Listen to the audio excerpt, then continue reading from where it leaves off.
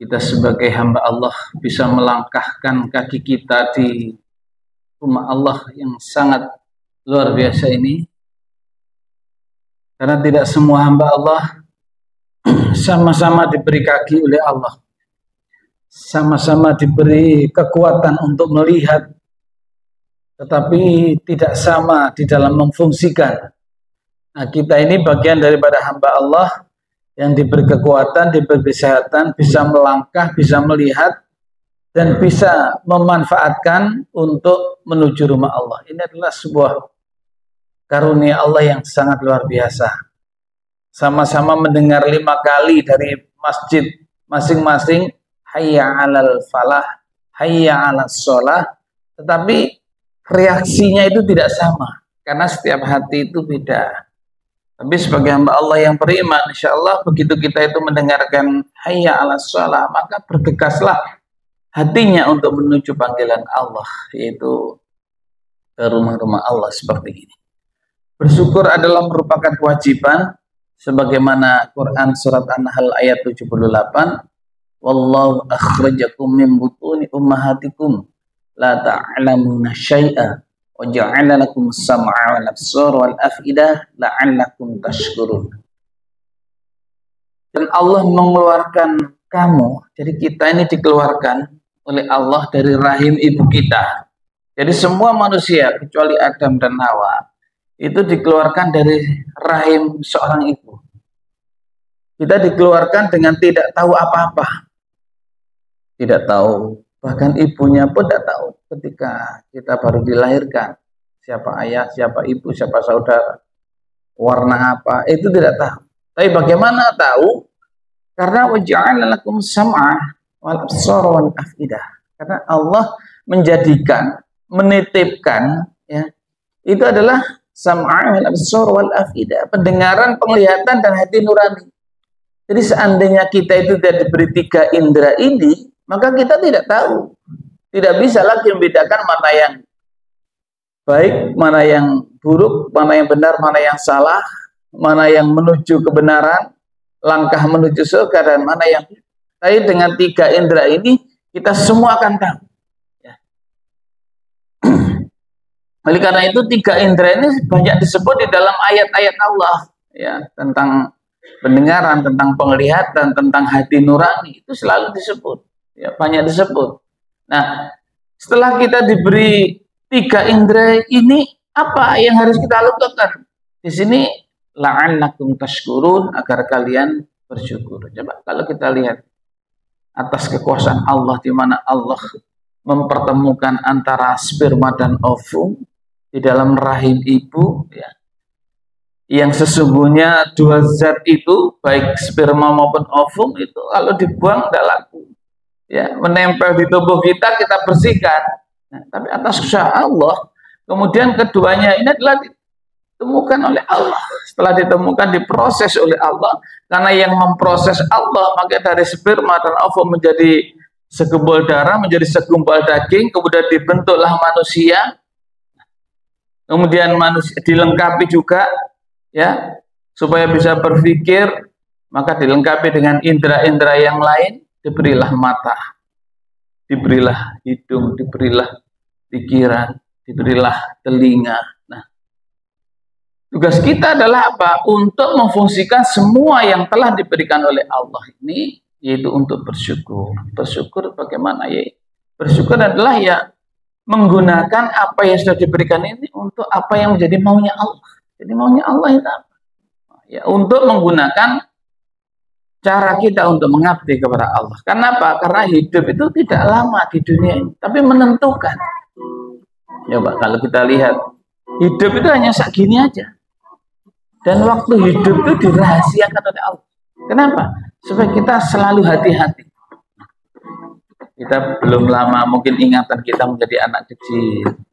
Kita masih bermain dengan teman-teman remaja kita. Kemudian menjadi mulai dewasa. Ketika dewasa kita memikirkan tentang kerja, memikirkan keluarga, ya. Dan itu tidak terasa, ya. Semua itu berjalan dengan cara sunatullah, tidak terasa. Kita tidak bisa mengerem tentang alur kedewasaan kita sampai menuju tua itu pasti akan terjadi dengan sendirinya, siapapun manusia itu. Nah, dan ketika tua kita tidak bisa kemudian saya enak jadi orang tua, anak ngomong cucu ngomong, tidak bisa, pasti akan mengalami yang namanya kematian.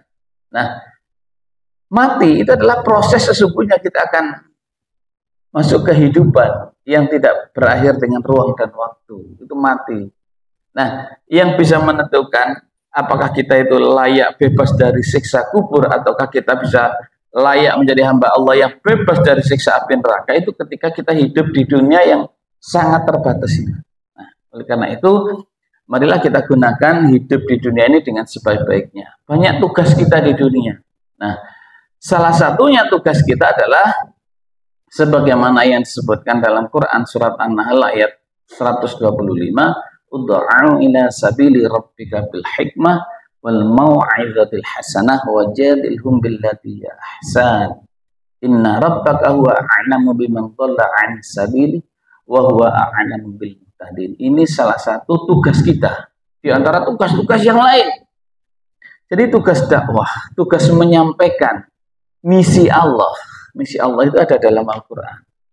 Ini tidak akan sampai ya kalau kita kewajiban kita sebagai dai, sebagai mubaligh, sebagai juru dakwah itu tidak mau menyampaikan. Makanya kita sesungguhnya menjadi dai, menjadi pendakwah, menjadi juru dakwah itu adalah bukan tugas ustadz saja, tapi semua ini kita punya kewajiban untuk melakukan dakwah. Nah, dakwah pun bermacam-macam. Ada yang dakwah bil mimbar, ya, lewat mimbar seperti ini. Ada yang dakwah itu dengan sasaran-sasaran umum. Nah, ada lagi yang namanya dakwah sasaran komunitas. Saya di sini mendapatkan amanah, khususnya di Muhammadiyah adalah sebagai ketua lembaga dakwah komunitas pimpinan pusat Muhammadiyah. Itu yang tugas kami sehari-hari adalah untuk melakukan dakwah di komunitas-komunitas. Jadi dakwah-dakwah di luar masjid. Nah, itu harus kita sentuh. Apalagi sekarang begitu munculnya komunitas yang sangat luar biasa. Jadi saya ibaratkan bahwa komunitas itu tumbuh bagaikan jamur di musim hujan. Komunitas ini kalau nggak dirawat, kalau nggak ada yang memperhatikan, tidak ada yang menyentuh hatinya, itu bisa menjadi liar. Komunitas itu akan begitu. Komunitas itu kan terbentuk berdasarkan hobi. Ada yang hobi guys, ada yang hobi mobil mewah, ada yang mobil sport, ada yang macam-macam komunitas, kelas bawah, kelas menengah, kelas itu ada komunitas-komunitas tersendiri. Nah, ini kalau tidak ada yang menyentuh para dai-dai kita, para balik, para juru dakwah itu terjun ke sana, mereka bisa menjadi liar. Bisa lupa tugasnya bahwa di dunia ini tugasnya adalah untuk mengabdi kepada Allah, lupa. Nah, oleh karena itu marilah kita semua menjadi seorang dai. Nah, kita kenapa harus dakwah di komunitas? Ya, berangkat dari sebuah ayat Allah, Quran surah Hujurat ayat 13 ini, ya ayyuhan nas, inna khalaqnakum min dzakarin wa untha wa ja'alnakum syu'uban wa qabaila lita'arafu. Inna akramakum 'indallahi atqakum. Innallaha 'alimun khabir. Kita bisa melihat di sini, wahai manusia, sesungguhnya kami telah menciptakan kamu dari seorang laki-laki dan perempuan. Berangkat dari Adam dan Hawa, kemudian berkembang biak manusia ini, ya, bisa menjadi beraneka ragam, ya, beda suku, beda ras, beda warna kulit, beda bahasa. Itu kan apa? Karena kekuasaan Allah. Jadi kalau misalnya manusia itu lahir semua sama seperti yang laki Nabi Adam, yang perempuan sama seperti Hawa, itu susah membedakannya. Ya, di sini makanya keanekaragaman itu. Ada yang kulit hitam, kulit putih, sawo matang, antara hitam dan putih. Ya, perbedaan suku, perbedaan pikiran. Itu kenapa? Karena kekuasaan Allah. Nah, tugas kita apa? Lita'arafu, harus saling mengenal. Karena kita sama-sama makhluk Allah. Masalah bagaimana kita itu nanti meraih surga atau neraka, silakan. Inna akramakum 'indallahi atqakum. Marilah kita berlomba-lomba untuk menjadi hamba Allah yang bertakwa, fastabiqul khairat. Nah, di sini. Jadi sesungguhnya semua hamba Allah itu sama. Tugas kita adalah ta'arufu. Yang kedua, tugas kita adalah untuk berlomba-lomba menuju sebuah ketakwaan, mendekatkan diri kepada Allah. Nah, ini tugas-tugas kita. Ya. Nah, Allah hanya memantau saja. Kenapa? Innallaha alimul khabir. Karena Allah itu maha mengetahui, maha teliti. Siapa hambanya yang mau bertakwa, siapa hambanya yang kafir, siapa hambanya yang mau menjauhkan, dan siapa yang mau dekat dengan Allah. Itu sudah. Allah tinggal memantau saja lewat CCTV Allah. Allah punya malaikat raqib dan atib yang mampu untuk merekam semua gerakan hambanya. Jadi yang mau melakukan perbuatan baik, yang jelek, yang beramal soleh, beramal salah, itu dipantau, direkam secara sempurna oleh Allah. Kalau kajian ini di streaming, ya bisa direkam dengan baik. Ya, kita juga begitu, direkam oleh Allah mulai lahir kita sampai mati kita. Malaikat raqib atib itu merekamnya dengan sempurna sekali.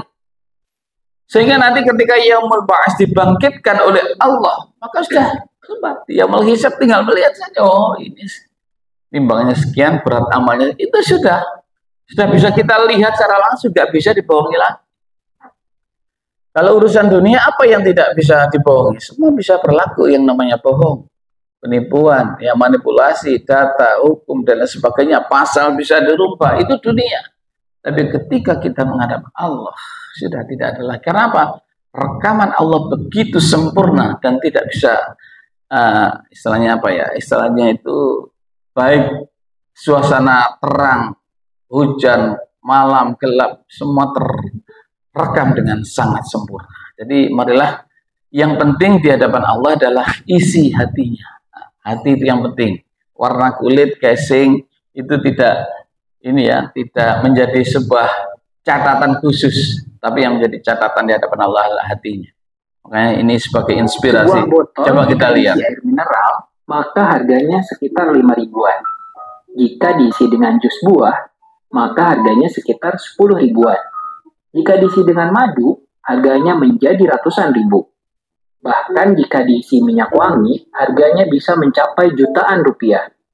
Namun botol ini berbeda-beda bentuk, air comberan, tapi harganya botol menjadi itu juga berbeda-beda dan hanya akan dibuang dalam tong sampah.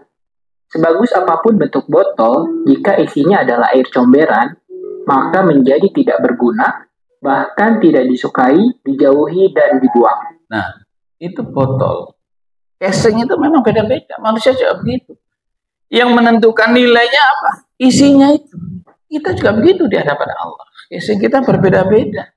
Tapi yang menentukan di hadapan Allah adalah hati kita, keimanan kita yang bisa menjadi sebuah amal soleh. Itu yang membedakan kita di hadapan Allah. Oleh karena itu marilah kita isi hati kita, pikiran kita itu dengan sesempurna mungkin.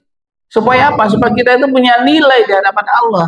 Jangan sampai kita itu tidak punya nilai di hadapan Allah.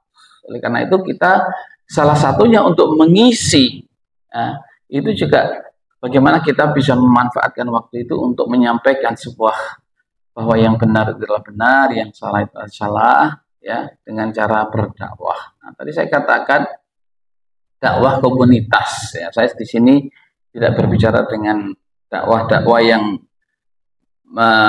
istilahnya itu mengambil dari fikih, ya, dari ayat-ayat lain. Tidak, saya akan menyampaikan sesuai dengan amanah saya. Di Muhammadiyah itu adalah tugas dakwah komunitas. Nah, jadi munculnya komunitas yang seperti jamur di musim hujan ini itu adalah harus tidak boleh lepas dengan begitu saja dari perhatian dakwah. Contoh dakwah-dakwah di lingkungan MUGI. Ini sekarang ngetren. Di lingkungan orang-orang penting, orang-orang pejabat-pejabat itu punya motor-motor besar itu punya ini Pak, punya komunitas. Nah, ada teman-teman lembaga dakwah seperti di Sidoarjo dan beberapa tempat lain, itu dakwahnya itu sasarannya adalah dakwah MUGI ini. Jadi mereka masuk menjadi di komunitas MUGI. Nah, kemudian dia itu ketika melakukan touring, melakukan apapun, ya biasanya kalau hari-hari libur itu sampai kemana-mana, itu yang namanya sholat itu tidak lupa. Jadi waktu sholat, nah, mampir di masjid, di situ ada yang memberi tausiah, mengaji dulu, baru melanjutkan. Seperti itu dakwah-dakwah yang, tapi kalau tidak ada yang menyentuh komunitas-komunitas seperti ini, nanti sudah lupa waktu. Kalau sudah hobi itu biasanya melupakan tugas kita sebagai hamba Allah. Cuma tugas misalnya masuk komunitas MUGI ini memang berat, ya paling nggak kita harus punya MUGI juga. Moge itu harganya sekitar 500 juta ya. Nah, itu makanya jadi dai komunitas itu harus lumayan ya. Misalnya di komunitas bola. Nah, di sini saya merasa gagal. Saya ketika masuk komunitas bola, bagaimana mempengaruhi supporter itu supaya tetap tidak melupakan sholat. Nah, itu susah, Pak. Karena supporter itu pagi kan sudah mainnya itu sore, pagi itu sudah berangkat, sudah di jalan-jalan, sudah di mana-mana, pulangnya malam hari, ya dan sebagainya. Itu kadang-kadang sudah hilang sholatnya. Nah, jadi perlu Pak menyentuh. Kalau dakwah di masjid-masjid ini kan enak ya, jamaah sudah siap, ya sudah jelas imannya, siap mendengarkan, ya fasilitas sudah ada, ber-AC dan sebagainya. Tapi kalau dakwah di luar, nah, padahal ini harus kita sentuh. Kita tidak bisa membiarkan mereka itu hilang imannya dan itu nggak bisa. Nah, termasuk di dakwah di lingkungan seperti ini. Ini dakwah di lingkungan PAM, anak-anak PAM itu Pak. Kalau di Madura nggak ada ya anak-anak PAM ya. Tapi kapan hari di Suramadu masuk Madura itu ada itu ya. Kalau anak Pak gitu ya. Nah ini harus kita sentuh Pak. Ini anak PAM semua Pak.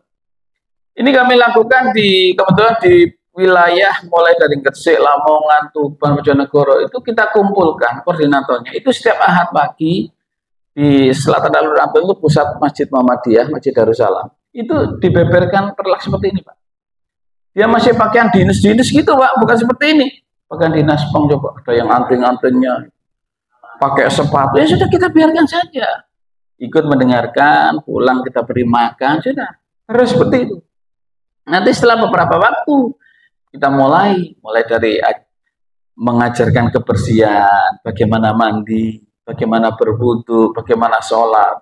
Nah, cuma tadi lagi saya sampaikan bahwa dakwah di komunitas seperti ini kita harus bisa punya modal, Pak. Kalau nggak punya modal, kita nggak bisa model-model. Kalau modelnya itu komunitas kan banyak sekali, termasuk dakwah di lingkungan PAM ini. Alhamdulillah 36 anak PAM, Pak. Itu dengan ketelatenan kita, ya, itu akhirnya mereka mentas Pak. Sekarang satu pun tidak ada yang menjadi anak PAM lagi. Ada yang lagi perempuan, ini akhirnya kita jodohkan, ya. Kita jodohkan, mereka kita ajari bekerja. Nanti sudah punya keterampilan, kita titipkan menjadi cleaning service, menjadi tugas kebersihan. Bahkan ada yang sudah menjadi ustadz Pak, yang paling hitam di sini. Nah ini ketuanya, itu tatunya banyak. Itu sekarang menjadi ustadz Pak, luar biasa. Ternyata dia punya background dulu pernah mondok juga. Itu luar biasa. Akhirnya apa? Dakwahnya itu justru luar biasa, Pak. Mengajak teman-temannya. Masya Allah. Nah, ini dakwah-dakwah yang menyentuh di tengah masyarakat yang tidak bisa kita abaikan, tidak bisa. Jadi dakwah-dakwah seperti ini harus kita jalankan juga ini. Nah, ini. Makanya kenapa saya di sini itu mungkin lebih putih dibanding yang lain, karena saya kumpulan apa? Kalau kumpul bapak-bapak ini saya kan mungkin kalah, kalah. Tapi kalau kumpulan abang saya lebih percaya diri karena saya lebih kelihatan tampan begitu. Nah di sini Pak, ini pengaruh. Nah ini sekarang sudah selesai Pak, ini anak-anak ini sudah selesai semua. Nah ini contoh. Bahkan kita beberapa hampir 12 anak itu kerja di cleaning service-nya Pemkab di Tuban ada, di Bojonegoro ada. Kita titipkan ke kesera-kesera itu ya untuk bagaimana anak-anak ini. Jaminannya apa? Jaminannya saya. Kita yang menjamin. Kalau nggak dijamin, nggak mau dia. Mau anak PAM disuruh kerja sebagai cleaning service, nggak mau. Tapi dengan jaminan. Akhirnya apa? Karena sudah mereka kita doktrin, kita dakwah, mereka amanahnya luar biasa. Pegawai belum datang, mereka sudah bersih, kantor-kantornya akhirnya senang. Tidak ada pun satu HP bergeletakan tuh hilang, nggak ada. Itu karena apa? Kita telaten dakwah tadi. Senang Pak. Ketika kita itu hasil 2-3 anak saja itu senang sekali. Lain dengan pengajian-pengajian biasa seperti ini ya. Ya, itu tadi ya. Jadi komunitas ini kalau boleh saya ibaratkan itu bagian ini, Pak. Jadi komunitas anak-anak kelas bawah itu saya gambarkan batu di jalan. Batu ini kalau dibiarkan di jalan itu akan menjadi masalah. Akan menghalangi orang jalan tidak enak. Tapi yang peduli menyingkirkan batu itu tidak semua orang peduli. Padahal di dalam Islam kan kita ada duri aja harus kita singkirkan. Nah, ini contoh. Ada anak yang peduli, tapi orang tuanya nggak peduli. Nah, inilah dai komunitas, Pak. Alhamdulillah di Pamekasan itu sudah ada juga lembaga dakwah komunitas. Nah, coba. Tanpa ada yang peduli itu tidak bisa. Lah kehadiran dai itu adalah orang-orang yang peduli. Termasuk ini. Ini adalah ketika saya dakwah-dakwah di ahli kubur. Nah, ini ya. Apa maksudnya ahli kubur? Nah, saya tutup dulu ya. Nah, ahli kubur itu adalah dakwah-dakwah yang mereka itu di Surabaya itu kan banyak makam-makam bagus, Pak ya. Makam Belanda, makam umum, makam. Itu ternyata dijadikan tempat tinggal. Jadi mereka punya anak, punya keturunan, ya di situ itu. Bongkar pasang. Bahkan mereka-mereka itu banyak yang punya anak, tapi nggak tahu bapaknya siapa. Ketika kita kumpulkan itu nggak tahu, Pak. Ini anak saya, Ustaz. Bapaknya yang mana? Ketawa dia. Oh, berarti dia nggak punya bapak. Loh, betul itu, Pak. Itu banyak sekali, Pak, seperti itu. Berarti nggak punya bapak ini. Akhirnya apa? Kita uruskan, Pak. Akte kelahirannya itu kita uruskan. Sekarang kan bisa ngurus akte kelahiran walaupun nggak punya bapak. Itu kita uruskan. Coba dai-dai kita itu sampai seperti itu. Pedulinya. Nah, ya, itu seperti itu. Jadi kalau kita datang di makam-makam itu, teman-teman LDK itu sudah disambut mereka. Tapi ya itu tadi, dakwah kita nggak bisa kosongan, Pak. Harus membawa bingkisan dulu, membawa makan, bawa minum, baru diajak ngobrol-ngobrol dan sebagainya. Seperti ini tadi. Nah, ini contoh. Nggak bisa kalau saya cul-culan, nggak bisa maksudnya. Nah, lama-lama itu nanti akan mereka walaupun kita nggak bawa apa-apa bisa akan diterima. Ini makam semua, Pak. Mereka hidup di sana. Ini kebetulan makam di Pegirian, makam umum. Nah, ini contoh. Ini, nah ini saya lanjut lah. Contoh termasuk ini, Pak. Ini dakwah-dakwah di lingkungan yang ya cukup bahaya juga. Karena ini mereka mengklaim dirinya perempuan, tapi kodratnya laki-laki. Nah, jadi dakwah di waria ini tidak gampang juga. Bagaimana mengembalikan ya pikiran kita yang mereka itu mengatakan dirinya adalah perempuan, tapi sungguhnya dia itu laki-laki, itu tidak gampang, Pak, mengembalikan. Jadi dakwah-dakwah komunitas itu seperti ini, tantangannya besar, ya. Makanya dai dan mubalek, kalau mubalek itu dari majelis tablek, kalau dai itu dari lembaga dakwah. Ini itu beda, cara dakwahnya itu sangat berbeda sekali.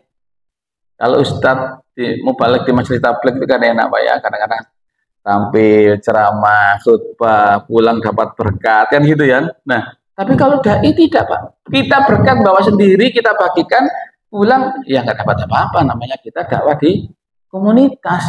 Nah itu. Saya pengalaman, Pak, ketika dakwah di waria ini. Saya begitu selesai ceramah, memberikan pengetahuan. Ya. Sekarang kan zamannya gitu, Pak. Minta foto-foto. Begitu selesai foto, saya dicium, Pak. Masya Allah. Kalau nyium namanya waria, Pak. Itu 1 minggu gak hilang bekas. Masya Allah, saya gitu. Luar biasa ya. Pengalaman-pengalaman. Nah, ini dakwah di komunitas lapas. Di Jawa Timur ini ada lapas anak. Kelas 1 di Blitar.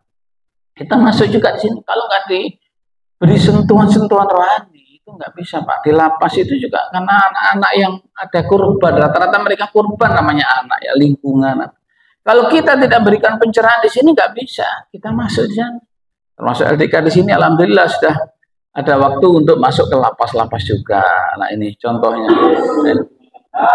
Jadi kita itu hadir bagaimana untuk mengajak anak-anak lapas ini untuk bisa kembali. Nah, ini anak-anak semua, Pak. Usia SMP, SMA. Ini contoh. Dan kita alhamdulillah LDK kalau di Jawa Timur itu sudah punya rumah singgah. Jadi anak-anak jalanan, anak korban narkoba, anak itu kita punya rumah singgahnya. Kepedulian, ada masyarakat peduli, rumahnya dikasihkan ya di salah satu perumahan di Rum Kejana, daerah Medok Anayu. Itu dikasihkan kepada LDK dai kita. Ustaz, ini untuk rumah saya hibahkan, saya kasihkan untuk membina anak-anak jalanan, korban narkoba, anak. Alhamdulillah. Akhirnya apa? Anak-anak jalan apapun itu kadang-kadang mengeluhnya kepada kita. Mereka mengeluh lapar, ya kita beri makan. Mereka nggak punya baju, ya kita berikan baju. Coba itu adalah bagaimana kita itu bisa menjadi apa yang menjadi mereka mau. Nah ini ya, jadi apa yang mereka mau. Ini adalah luar biasa. Jadi dakwah-dakwah dari komunitas itu kalau ditekuni itu senang sekali, Pak. Nah, senang sekali ya. Nah, ini contoh-contoh apa namanya rumah singgah yang kita miliki ya. Nah, kita insya Allah untuk di tingkat pusat ya. Saya dulu ketua lembaga dakwah komunitas di Jawa Timur. Kemudian hasil Muktamar 48 di Solo, saya menjadi ketua lembaga dakwah di pimpinan pusat. Jadi yang kita urus bukan hanya komunitas, tapi juga daerah 3T, Pak. Daerah 3T itu daerah terdepan, terpencil, dan terjauh di pinggir-pinggir. Nah, itu kalau berangkat kadang-kadang seperti ini, Pak. Itu menuju daerah-daerah terpencil, Pak, di pinggiran negara kita ini. Jadi masih ada daerah-daerah terpencil yang kadang-kadang kita itu kalau mau berdakwah itu masih harus berjalan kaki setapak itu. Ini yang saya contohkan ini di ini para mu'alaf. Nah, ini di Banten, di suku Baduy, Pak. Nah, ini di suku Baduy kita adakan pesantren mu'alaf ya. Nah, karena di sana itu kalau masuk Islam itu harus keluar dari kampungnya, Pak. Nggak boleh di situ. Kalau nggak masuk Islam menjadi mu'alaf harus keluar dari kampungnya. Karena dia diusir dari kampung, maka kita bangunkan ini rumah. Nah, ini perumahan mu'alaf semua ini. Ini ada 40 unit. Ini kita sediakan juga masing-masing keluarga ternak, ya, supaya mereka itu bisa ini, kita berikan lahan sekian. Itu konsekuensi, Pak, yang harus kita lakukan karena mereka itu mu'alaf menjadi muslim. Sementara di adatnya itu kalau memeluk agama maka harus keluar dari kampungnya, tidak boleh membawa harta kekayaan. Nah itu, jadi itu risiko-risiko yang kadang-kadang kita itu harus lakukan. Nah akhirnya apa ya sudah, karena kita sudah mengajak Islam, mereka kalau ikut kemudian harus disingkirkan, diusir dari kampungnya, maka kita harus menyediakan. Nah itu ya memang berat, tapi senang juga, kepuasan juga. Nah, ini kita juga pelatihan-pelatihan di NTT, ya, di NTT. Ini mu'alaf semua ini, mu'alaf yang kita latih. Ini kita selenggarakan pesantren mu'alaf, ya. Saya datang dengan tim saya, ini. Saya selalu didampingi oleh TVmu. Nah, ini ya. Hari ini juga ini disiarkan di TVmu juga, tapi siaran ulang ya. Nanti bisa Bapak Ibu mungkin kalau yang ingin ini. Ini mereka adalah mu'alaf. Jadi mereka itu kita kalau datang membawa bingkisan seperti ini, Pak. Karena mereka ya nggak bisa kita kosongan, nggak bisa. Kita harus karena mu'alaf. Lain dengan di Jawa. Kalau di Jawa itu sudah baik, sudah apa itu enak kita ya. Ini contoh pelatihan-pelatihan. Nah, sekarang adalah sedikit saya akan berbicara tentang masalah proxy war, Pak. Proxy war adalah tantangan-tantangan kita secara global. Kita sekarang itu hidup di dunia yang sudah tidak terbatas oleh ruang dan waktu lagi, ya. Jadi kita itu hari ini mau bicara apa, itu seluruh dunia sudah dengar. Kalau kita streamingkan, kita viralkan, itu sudah dalam hitungan detik sudah semua bisa mati. Hari ini saya streaming, itu linknya sudah kita sebar ke grup nasional. Itu nasional sudah membaca semua. Oh, hari ini LDK ada di Sampang. Hari ini itu sudah seperti itu. Kenapa? Itu teknologi.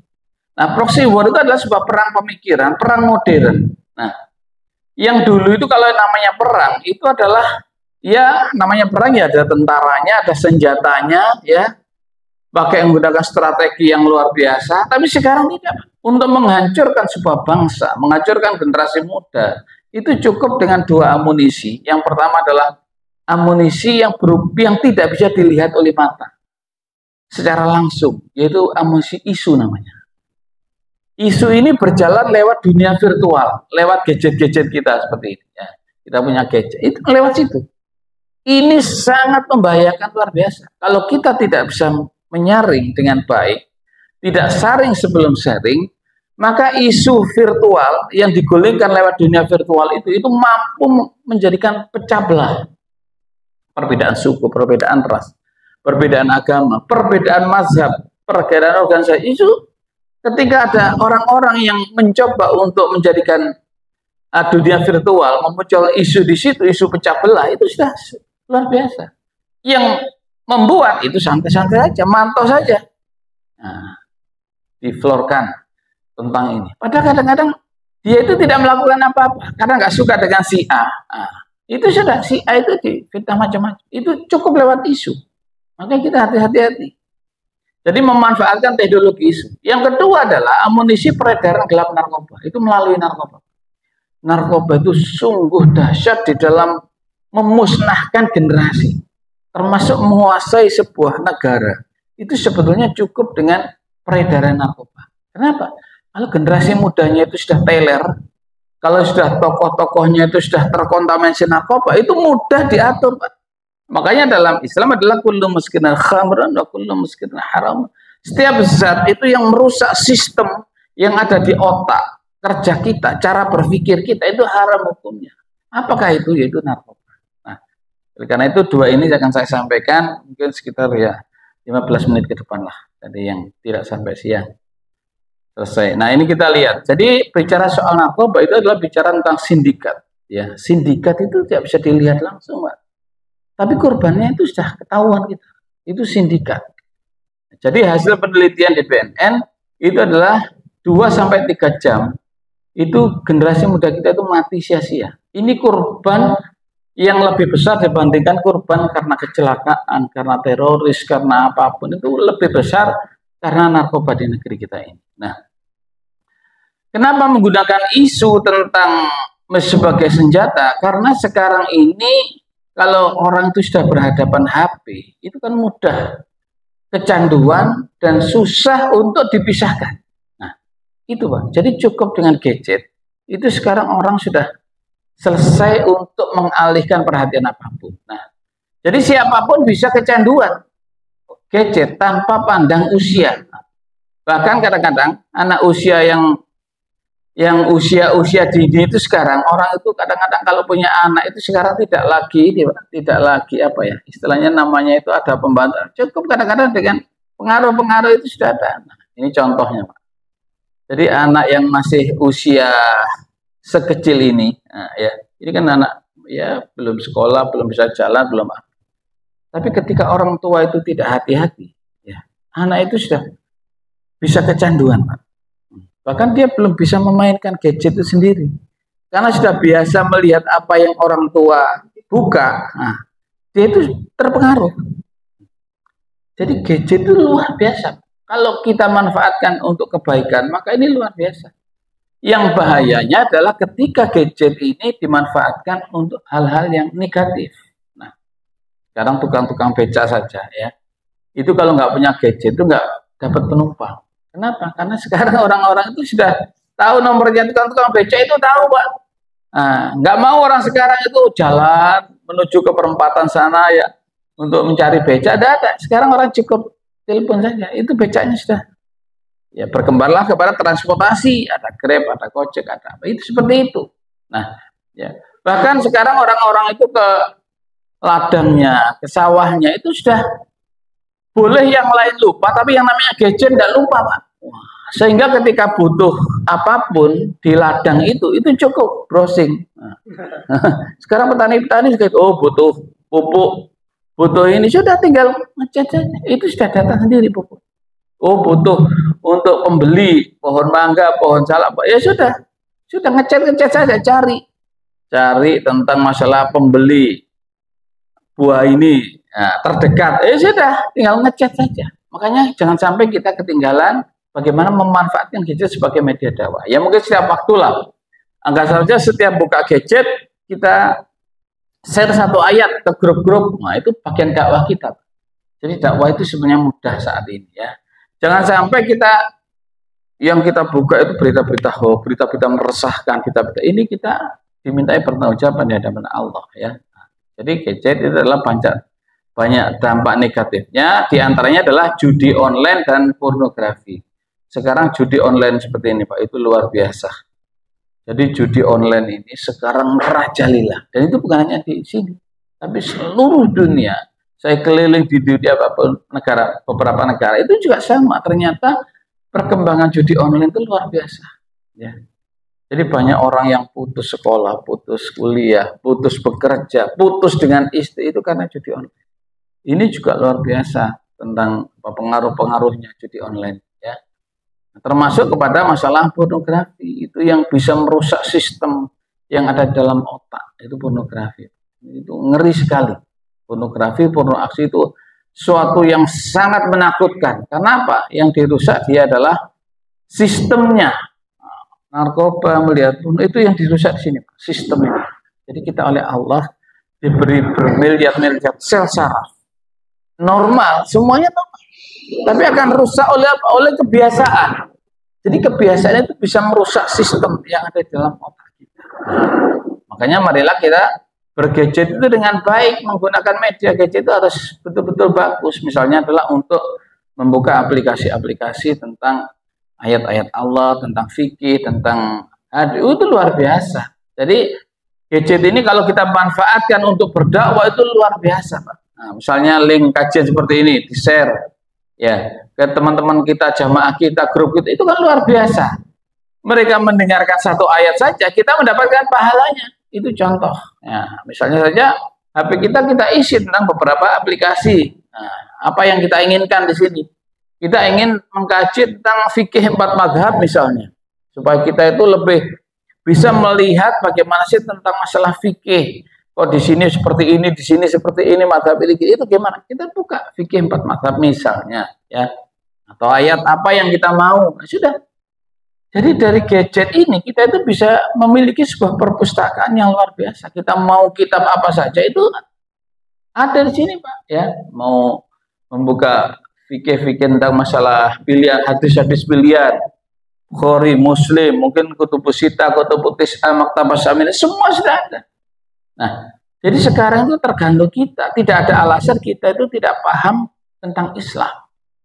Nah, itu padahal kalau kita paham, itu sudah ini jalan kita untuk menuju panggilan Allah. Nah, sekarang yang terakhir tentang masalah amunisi proxy war tadi adalah masalah narkoba. Ini masalah narkoba ini penting kita semua tahu supaya anak-anak kita tidak sampai terjerumus ke masalah narkoba. Nah, ini contoh, Pak. Kenapa narkoba itu sebaran di negeri kita ini, termasuk kenapa narkoba itu juga ternyata banyak beredar juga di tempat-tempat yang sesungguhnya itu menjadi sebuah rehabilitasi. Misalnya lapas. Nah, lapas kan tempat rehabilitasi. Orang yang salah masuk lapas, kalau bisa keluar itu taubat menjadi baik. Tapi ada oknum-oknum tertentu yang memanfaatkan, misalnya dalam lapas. Ini contoh kasus. Nah, peredaran narkoba di lapas itu terjadi, Pak. Tapi bukan di sini ya, saya tidak menyebutkan nama. Contoh. Nah, ini, nah coba yang mengedarkan siapa di dalam? Nah, ini oknum sipir sendiri ketika kita tangkap. Nah, ini contoh. Kadang-kadang permasalahan narkoba seperti ini. Nah, termasuk yang satunya ini, coba kita lihat. Ini peredaran-peredaran di sekitar lapas ya. Nah, ini contoh buah salak ini, Pak. Masuk ke lapas. Nah, ternyata buah-buah salak ini yang masih segar ini. Ini buah salak segar ini, Pak. Nah, ya. Ini buah salak segar masuk lapas. Nah, ternyata buah-buah ini isinya seperti ini, Pak. Ini modusnya seperti itu. Itu modus. Nah, ya, saya tidak akan pilih. Ini ketika kita rahasia di lapas. Saya akan sikat. Contoh lagi, kenapa narkoba itu masih bisa masuk dengan mudah di Indonesia? Karena oknum. Ini contoh seorang anak muda yang lulus dari sekolah kedinasan, imigrasi, dia tugas di bandara, Ngurah Bali. Ternyata apa? Nah, dia itu justru menjadi pengantarnya sini, masuknya ini. Seharusnya masuk bandara itu ekstra kita akan bunyi, Pak, kalau bawa narkoba. Tapi ternyata dimanfaatkan oleh oknum tertentu. Saya bisa oknum tidak atas nama pegawai dia, tapi oknum. Nah, itu menjadi mbak masuk sendiri. Bahkan, nah, coba. Kapolda Sumatera Barat telah ini Kapolda Sumatera Barat geser menjadi Kapolda Jatim, jelang dilantik. Nah, coba, istilahnya ini kan penegak hukum, seorang polisi bintang 2 mau dilantik jadi Kapolda Jatim. Gagal. Kenapa? Ternyata dia di belakang jaringan tentang masalah narkoba. Itu contoh. Jadi masalah narkoba itu sudah masalah yang sangat kompleks, yang susah untuk ditangani. Bagaimana caranya? Ya kita sendiri yang harus hati-hati. Nah, contoh lain, modus peredaran narkoba, biar kita tahu saja ya. Nah, ini contoh. Ini salah satu apotek terbesar di Surabaya. Disinilah ternyata mereka kadang-kadang tentang hobi industri ekstasi dan sebagainya. Di kampung-kampung ada narkoba. itu bisa membuat sendiri karena ada di sini. Prekursor ini yang seharusnya dalam sebuah pengawasan, ya, itu akhirnya apa? Di sini itu dijual secara ilegal. Bermain dengan mereka-mereka itu membuat sendiri-sendiri. Makanya banyak pil-pil, pil apa itu beredar di mana-mana. Itu karena salah satunya di sini. Ini contoh lagi permasalahan narkoba. Ini di penyeberangan, ya Kamal. Ini di atas kapal. Ini saya kebetulan bertugas di sana untuk mencari siapa yang membawa narkoba itu. Saya ini membawa alat alfasik, Pak. Ini agak gelap ya. Ini alfasik atau GT 200, alat baru dari Inggris untuk mendeteksi siapa yang membawa narkoba. Kalau radius 10 meter itu ada yang membawa narkoba, itu alat ini langsung bisa menunjuk. Nah, ini contoh. Nah, ini di tengah kapal. Nah, akhirnya apa? Ternyata alat ini menunjuk ke tengah-tengah penumpang. Siapa yang bawa narkoba di sini? Nah, kita lihat. Ya. Ini contoh-contoh langsung, Pak ya. Jadi bukan video saya buat film, bukan. Tapi ini fakta. Nah, ternyata anak-anak ini, anak sekolah, Pak, SMP kelas 2. Coba. Nah, begitu alat yang saya bawa ini adalah menuju ke komunitas ini, anak di tengah-tengah ini, saya perintahkan anggota. Nah, ini anggota Polwan, dan semua. Ya.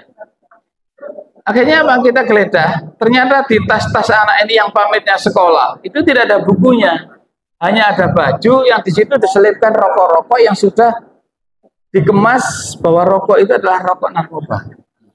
Sekarang narkoba itu bukan seperti dulu, Pak. Ganja itu misalnya adalah harus seperti daun kering dicampur teman. Sekarang tidak, Pak. Ada namanya ganja cair, sabu cair, semua cair. Rokok itu cukup disuntikkan saja, disemprot oleh cairan ganja, itu sudah menjadi rokok ganja. Itulah sekarang, Pak, teknologi modern. Bahkan dalam bulan Ramadan, kapan hari, itu seorang pengedar narkoba itu masuk masjid-masjid, pakai jubah, pakai ini, membawa Al-Quran. Ternyata di Al-Quran itu disipkan, ya, istilahnya itu beberapa jenis narkoba psikotropik. Jadi dia diberikan gratis, Pak, orang tadarus loh, Pak. Coba. Pak, ini kalau minum ini vitamin, Pak. Nggak ada di luar.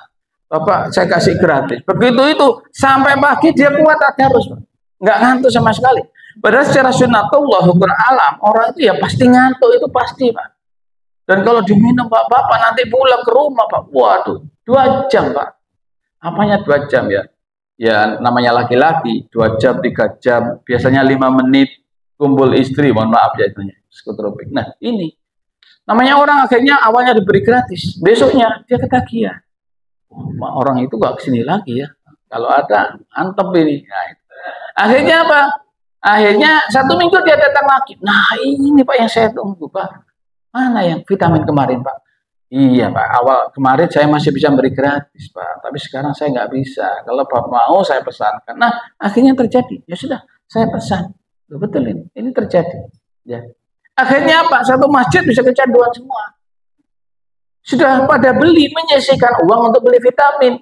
Tidak ada di situ katakan narkoba, tidak ada, Pak. Siapa yang berani? Vitamin. Nah, itu dalih-dalih, modus-modus yang digunakan untuk pengedaran. Kalau sudah mereka sudah kecanduan, itu susah untuk kembali. Termasuk pernah masuk ke sini dari Australia, itu bayi, Pak, dibelah. Organ tubuhnya diambil. Jadi jantungnya, ususnya mau diambil, 2 kilogram heroin masuk di dalam perut. Nah, kenapa heroin 1 gram saja itu kan hampir 4 juta, 5 juta. Itu heroin kelas 1. Sekarang 2 kilo sudah berapa sudah? Makanya mereka itu menghalalkan cara. Siapa yang mau bayi ditaruh di mesin X-ray kan tidak ada, Pak. Bayi kan digendong. Supaya apa? Barang itu aman. Nah, ini tentang masalah peredaran narkoba. Jadi marilah kita hati-hati kepada generasi muda kita, ya. Ini coba kita itu kalau sudah nyita narkoba itu sudah seperti ini banyak. Pernah masuk juga itu dari India, kayu-kayu ulin yang biasanya dipakai kapal, pakai perahu, pakai yang kuat-kuat itu ada suatu saat itu pernah, ya, ini tangkap. Ternyata apa? Kayu-kayu ini di dalamnya juga sudah isinya tentang masalah-masalah narkoba, ada rokok ilegal, ada apa juga. Ini masuknya seperti itu. Dan ini tujuannya apa? Ini bagian dari proxy war tadi, perang modern. Bagaimana supaya generasi muda di negeri kita ini hancur. Kalau sudah hancur, maka mudah dikuasai, mudah dikendalikan. Termasuk ini dulu pernah kasus di Jakarta, pemancang baja ini diimpor dari luar, dari Cina. Ternyata apa? Di dalamnya ini sudah isinya narkoba. Ngeri sekali, Pak. Operasi. Nah, ini operasi di tol kapan hari? Sebuah tronton besar, Pak. Nah, kita dapat laporan ada 3 kuintal ganja kering siap pakai, itu dimuat di tronton. Begitu kita hentikan, ternyata kosong, Pak. Ternyata tronton itu sudah dikasih batas. Separuh tronton kosong, menipu. Dibuka lagi, ternyata ada 3 kuintal ganja kering siap edar. Ini modus-modus tentang masalah narkoba. Ini dari Nigeria, coba. Inilah barang bukti sabu yang ditemukan di tubuh Eni Ndukwe, warga negara Nigeria. Sebanyak 71 kapsul ditemukan. 71 kapsul, besar-besar. Itu ditelan. Informasi pengiriman sabu. Sampai di sini masuk hotel, itu minum cairan tertentu, akhirnya dia itu seperti orang ngurus. Kapsul ini masih utuh, Pak. Nah, nanti dibuka, diracik. Jadi modus pengiriman narkoba itu ini dari Afghanistan. Afghanistan itu kebetulan tempat opium terbaik di dunia. Afghanistan, Pak. Nah, ini penari dari Cina, 4 perempuan spesialis membawa narkoba, itu dimasukkan kondom, mohon maaf ya, dimasukkan kondom, dimasukkan kemaluan. Susah, Pak, untuk deteksi. Siapa yang mau memeriksa di dalam lubang semut itu kan susah. Itu masalahnya. Jadi membawanya cukup rapi sekali. Ini penangkapan sebuah kapal besar. Ini di Kepulauan Riau kebetulan. Nah, ini 3 ton sabu. Coba. Nah, ini ya. 3 ton sabu, Pak. Kita bayangkan. Itu berapa juta generasi muda yang akan rusak seandainya tidak tertangkap. Dan mereka itu sudah cerdik, Pak. Ketika kita hadang dan sebagainya oleh BNN, TNI, Polri, kapal-kapal luar mau masuk ke negara kita, ya. Mereka tuh tahu, karena apa? Radar mereka tuh lebih canggih daripada radar kita. Kita belum bisa mengawasi, mereka radarnya sudah bisa mengawasi. Makanya beritanya itu ini adalah membawa 250 ton sabu. Tapi begitu ditangkap, tinggal 3 ton. Yang lain kemana? Yang lain itu sudah, ini Pak, disebar. Nah, karena tahu mau ditangkap, lewat kapal-kapal kecil, kapal-kapal boat, ke pulau-pulau terpencil dan sebagainya. Nah, ini salah satu yang ditangkap. Ternyata apa? Ternyata mereka sudah kapal-kapal kecil itu disebar, Pak, dari tongkang-tongkang kecil itu membawa 1 kintal ke pulau-pulau terpencil. Ya. Sebuah kapal berbendera Singapura Sunrise. Nah, ini contoh. BNN perairan Selat Philips Batam pada awal Februari 2018 membawa muatan 1,1 ton sabu. 1,1 ton sabu. Jadi sekarang kalau masuk Indonesia itu sudah bukan kilo, bukan kita, tapi ton. Nah, coba. Ini membutuhkan sebuah perlakuan sindikat yang sangat luar biasa. Indonesia sudah darurat narkoba. Oleh karena itu, supaya kita tidak sampai terkena keluarga kita dan sebagainya, kita harus waspada. Dari mana mulainya? Biasanya dari yang kecil-kecil. Jadi narkoba itu akan menyasar dari mulai yang kecil-kecil, ya. Ini saya cepatkan saja, loncatin nggak sampai 5 menit. Nah, dari sini Pak, mungkin kita sebagai ahli hisab, tapi anak-anak kita kalau bisa jangan sampai. Kenapa ini? Ini awal mula. Jadi seorang pengedar narkoba nggak mungkin langsung memberi. Biasa melihat anak-anak yang masih kecil sudah mulai rokok, sudah mulai itu biasanya sudah mulai. Nah, ini kita harus hati-hati. Kadang-kadang pakai lem seperti ini, sedikit lemot, ada sedikit masalah. Jadi pakai lem. Kadang-kadang anak-anak ngamen-ngamen di jalan-jalan minta-minta. Ini setiap modus baru. Jadi seperti rokok elektrik itu tidak seperti rokok, tapi bisa seperti jam. Ini ada baterainya. Ada yang bisa dicas. Itu ditetes 1 tetes. Nah, itu bisa dimanfaatkan seperti ini, Pak. Ini namanya adalah rokok elektrik yang dimanfaatkan untuk narkoba. Nah, ya. Banyak sekali, Pak. Sekarang ngeri melihat kasus-kasus yang saya tayangkan adalah fakta-fakta di lapangan, ya, yang terjadi. Dan yang paling ditakutkan adalah biasanya kalau sudah sako, Pak. Ini sako seorang anak SMA. Ayahnya adalah pernah menjadi duta besar negara kita di luar. Anak tunggal, kaya, cantik, luar biasa. tapi terjebak oleh masalah narkoba. Nah, akhirnya dia meninggal dunia karena dinyatakan kena HIV/AIDS. Yang paling menakutkan itu biasanya ini, anak-anak itu takut kalau sudah kena AIDS. Orang kena AIDS itu hancur tubuhnya. Ini nggak bisa disembuhkan.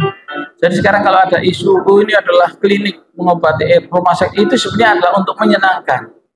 Tapi sebenarnya tidak ada obatnya, itu yang namanya AIDS. Ya, oleh karena itu marilah kita hati-hati. Mudah-mudahan keluarga kita semua dijauhkan dari yang namanya bahaya narkoba ini. Saya kira cukup apa yang kami sampaikan karena waktunya juga sudah siang. Saya juga akan ada acara, Bapak Ibu juga ada acara. Mudah-mudahan bermanfaat. Nasrun minallah wa fathun qarib wa basyiril mu'minin. Assalamualaikum warahmatullahi wabarakatuh.